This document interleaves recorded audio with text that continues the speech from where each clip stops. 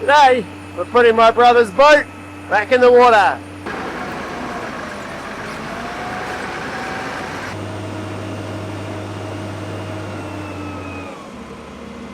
Right, so my youngest brother Toby, he's had his cat out of the water for, I think, the best part of a year now.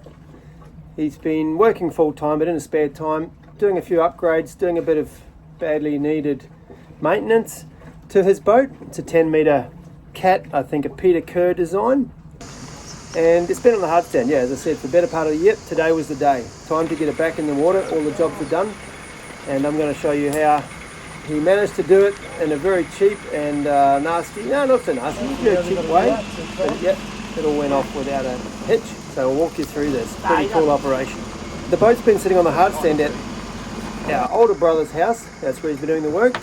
And that was about 10-15 kilometres from the water in the north of Brisbane. First thing, get all the chains on, get all the strops on. As you can see, Toby's pretty rough and ready, just dragging chains over the boat. Not too worried about the paint job, I don't think. More worried about how much it's costing the franner per hour to pay him, so he's rough as guts. So yeah, 4-point harness, put a strop around the bows and the sterns on both sides and then connect them by chain. Franner lifted it up. I think the boat in total is only about 3 tonnes, so no problem for the franner. And a very experienced driver, crane driver there, and Toby is working as the dog man, so that's the guy who's connecting the chains and strops and doing the up and downs, all the fancy hand signals. Toby has done that for a living, so he didn't have to pay a dogger to come and do that.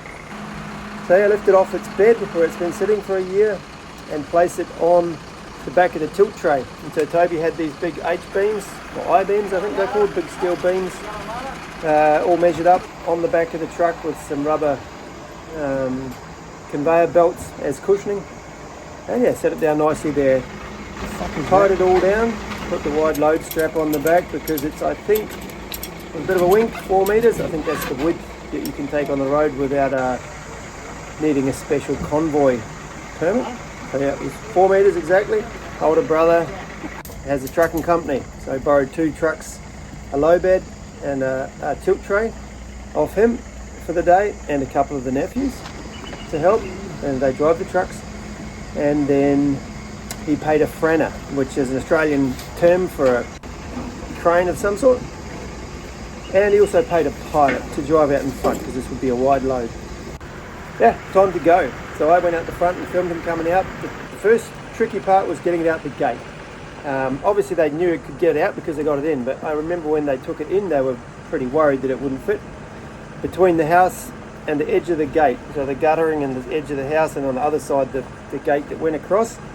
But about that much each side, not too much, but Connor, young nephew Connor, lined them up right and Toby got out first try.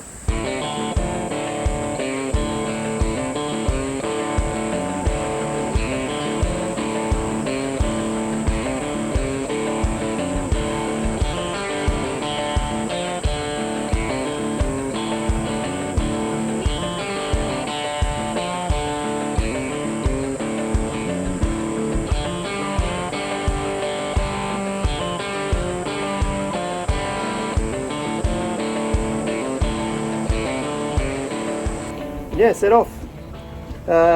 Didn't take the back roads, didn't take the main highway, but took pretty good sized roads and just went for it.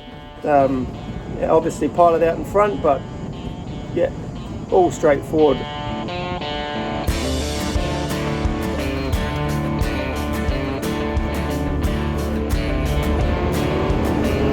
I'll run down and make sure three roads.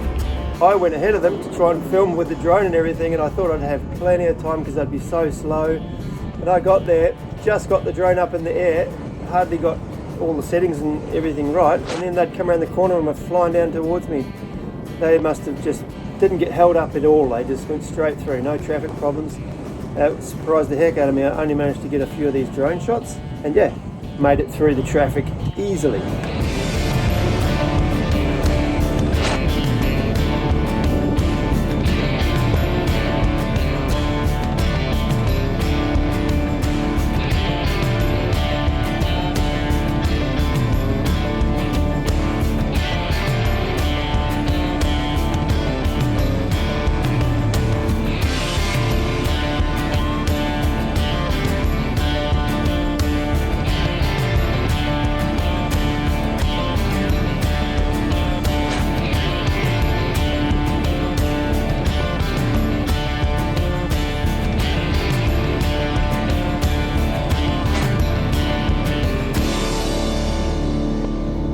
So, where the boat's going into the water is at the Caboolture River, close to Redland Bay, up at the very north end of Moreton Bay. And there's a big public boat ramp there with a little jetty. And yeah, make use of that. It's public, why not use it? Plenty of room for someone else to go alongside and put their tinny in the water. And because this was such a Swiss military operation, it all scheduled on plan. I'm not going to hold anyone up. So yeah, turned up there, untied the boat, lined the franner up. The franner had followed the tilt tray with the catamaran, and behind that was the semi with the low loader with the whole mast and boom set up on it. So it was a little convoy. Turned up there, untook it, hooked the franner on again, lifted the boat off, and then just basically drove the boat down the boat ramp with the franner and then dropped it in the water. Simple as that.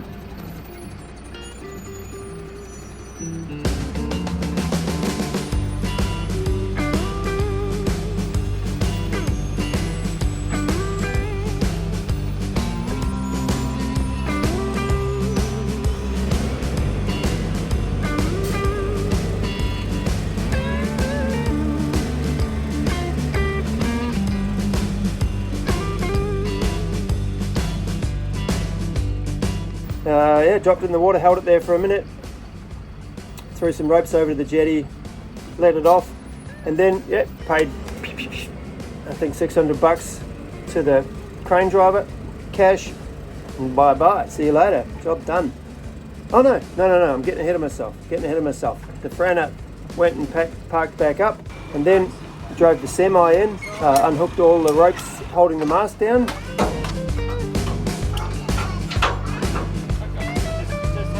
The forestay with the furler was already attached to the top of the mast, and then the franner hooked up to the mast, lifted that up vertical.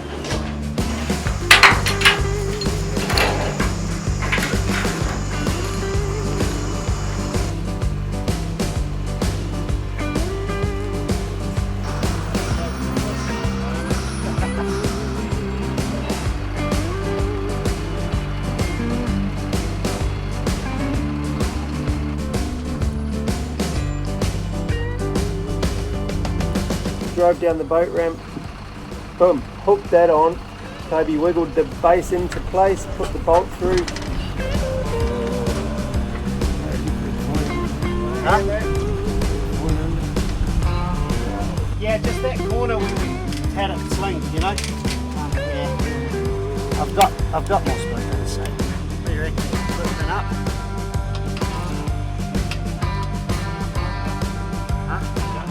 And then, yeah, the shrouds, the two shrouds, he taped the turnbuckles, so it's just a matter of winding them back up to where the tape was at, so he knew he had the correct tension. Forestay on, maybe the forestay was on first actually, and then the side shrouds. But yeah, he'd marked everything, so put it back in, put the pins back in, split pins back in, tensioned everything back up. Simple as that.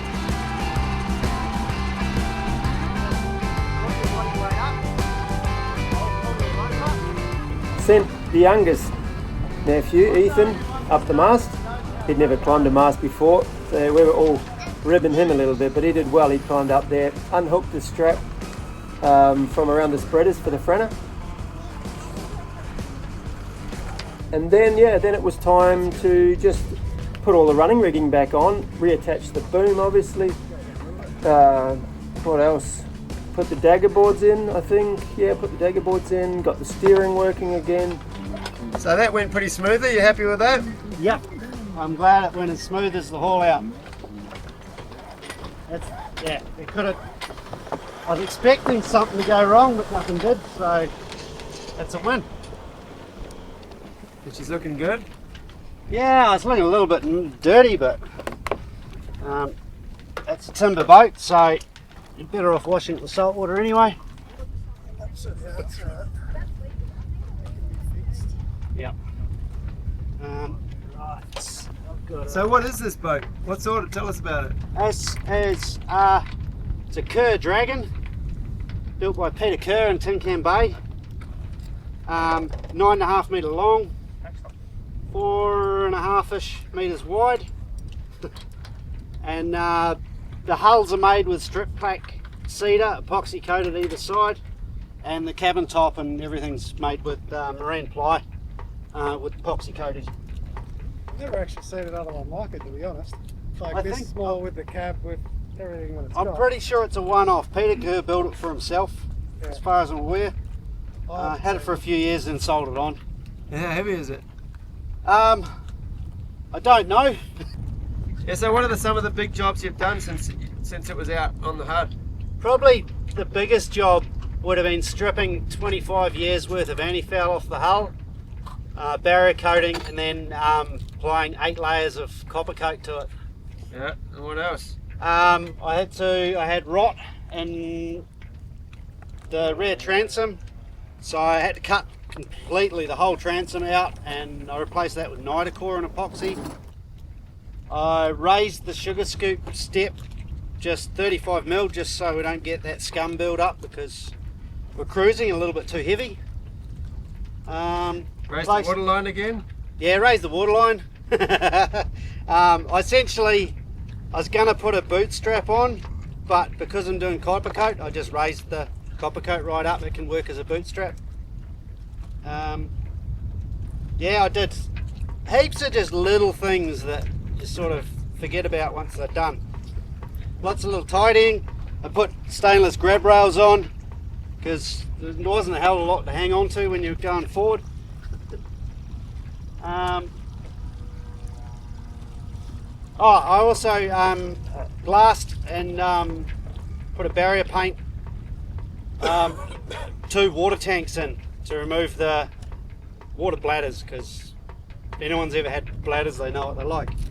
tasty. Tasty and just a pain in the ass, because you go to fill them and then all of a sudden where the hose is screwed on pops off and starts leaking everywhere, and then you got to empty them all, and yeah, it's a pain in the ass. So now just putting the boom on and doing all the rigging, soft rigging, Yep. sails back on.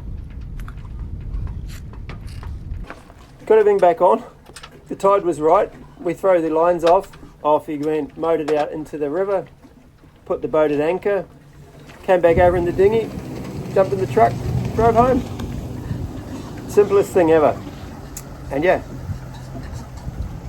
awesome to see. That's how you save money as a sailor. Grotty yachty, saving money, getting the job done, not hassling anybody, but also cheap as chips, saving money for the actual adventures that await. As I'm recording this, Toby and Tara, his wife, that live on this boat, they're provisioning and about to head off to New Caledonia or Vanuatu, depending on the wind. Good luck to them. The boat's in pretty good shape now, and yeah, they're going to have awesome adventures for the next few years. I think they've had this boat 3 years and have been using it the whole time, apart from the 1 year it was on the HUD stand now. So they've used it for 2 years. Good little boat. Anyway, thanks for watching. Yeah, short, sweet little video, a bit different, but hope you enjoyed it. And yeah, thanks to all our supporters, people who, you know, make it worthwhile to make these videos for you guys, and stick around for the next one. We'll actually, the next video will be sailing from Darwin across the top end of Australia in our boat. Okay, see you then. Bye bye.